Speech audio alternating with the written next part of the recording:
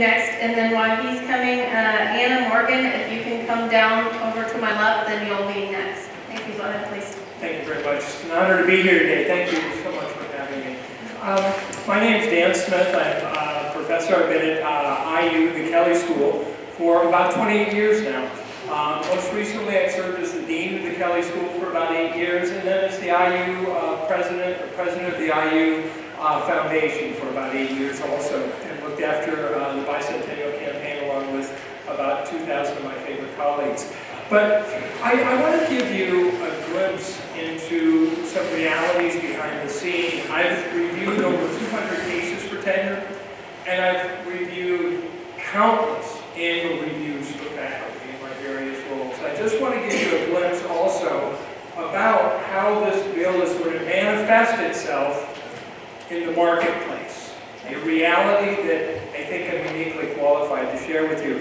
First of all, you think about annual reviews, you think about our faculty reviews, and I'll hit it real quickly on teaching. We'll focus on teaching since that's where this bill really comes down. And we subject faculty, for every single class, students fill out faculty evaluation surveys. They're composed of 18 or 20 questions, and yes, one of those questions has to do with whether the faculty member for that course creates an environment in that classroom that is conducive to engagement from students, all students. When you look at the battery of responses and you add them all up, the Kelley School has 10,000 students, 400 faculty, and last year the average on this composite index was a 6.3 out of 7 on a 7-point scale. That's comparable to how happy and satisfied you are with your Apple iPhone. So the standard is fairly high at IU and at the Kelley School, but I highlight that 6.3 out of 7 because that's indicative of quality performance, and you wouldn't see this if somehow faculty were indoctrinating students. You would not see that kind of a score. Also, students are offered the opportunity on those evaluations to offer their written comments of what they like about the course, what don't they like, how could it be improved. I've reviewed over 2,000 student comments, or individual student comments. I've never yet once seen anybody say anything about ideology in the classroom. Let me address, I know I've got one more second here, if I may please, I want to answer the question by Representative Cash about this bill. You're going to work really hard on this bill, you already have, and for the greater good, recognize a reality. I have hired over 200 tenure-track faculty when I was dean and a department chair. Here's how this is going to play out. We are competing against Michigan, Northwestern, Stanford, Chicago, go down the list. And I'm going to bring you in as a candidate, Representative Cash, as somebody I want to hire.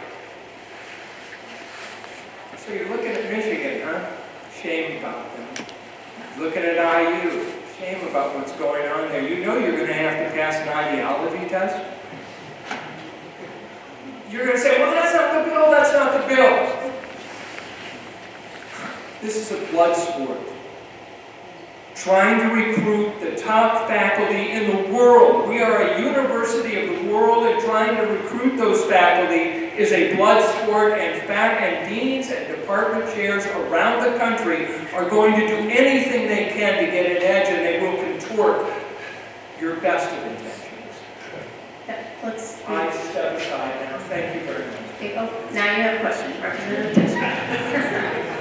Yeah, I've got a question now that you brought up ideological tests. I'm sorry? Now that you mentioned ideology tests, has IU ever instituted any type of ideological test to apply? No, not that I'm aware of. Okay.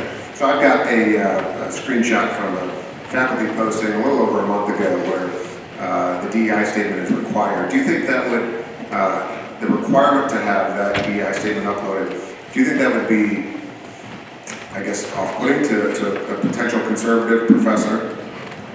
So as you might guess, at the Kelley School, we kind of, I suspect, because I don't know, but I suspect it would skew toward the conservative. We asked faculty because we'd like to. But I think it should, I mean, it's a pretty specific question. May I finish the question? Yeah, my answer is I believe that we have never had a candidate not want to answer that, or I've never heard, we just went through a long hiring process in my department this year, and it's still going on.